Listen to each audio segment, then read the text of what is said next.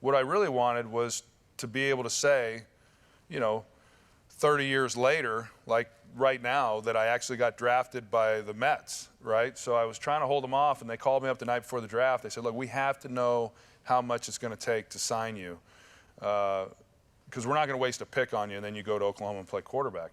And so I just threw out a number. I just said, it's, $200,000. I'm 17 years old. And I'm just talking to this guy. I got no representation. I got no agent. You're just picking a number? Picking a number out of the hat. I mean, I didn't even know. I didn't even know what $200,000 was.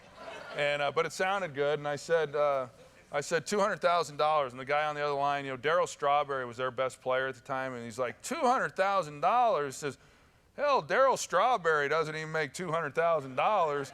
And I said, well, if you want me, you're going to pay $200,000. And he said, have a great career at Oklahoma. He hung up the phone. That was the end of it. You're in Oklahoma. You're stuck in an offense that doesn't throw the ball. The option, for those of you who don't know, that's the stuff we've seen some of come back into the NFL with.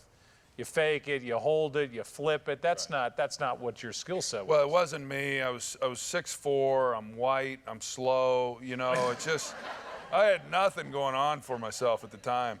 My first start was against Kansas as a freshman. And so Kansas had this linebacker. He was all-American. His name was Willie Pless. And what they would do was they would take the dive. It didn't take long to figure this thing out. It's a triple option. So, I'm reading this guy. They would take the dive guy, and then I pull it, and I'm running down the line. Well, that guy would always take the pitch man. So then that means the quarterback has to take the ball. So here I am running straight up and down at 6'4", and Willie Pless came off the edge every snap and just killed me in the ribs every single snap. And that's what it was. I mean, that became every defense's approach, and it just wasn't it wasn't for me. So I went in and met with the offensive coordinator, Jim Donnan, who went on to be the head coach at Georgia. I said, I'm gonna leave, and he says, well, we need to go down and tell Barry.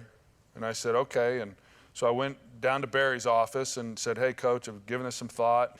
So I'm in there, and I said, hey, this just isn't working out, and I need to go. I want to go somewhere where I can take advantage of my skills. And, you'd like to have at least the coach maybe say, well, let's reconsider this. Yeah, you're a real talent. We'd hate to lose you, right? I mean, but then, he said, hey, okay, where do you want to go?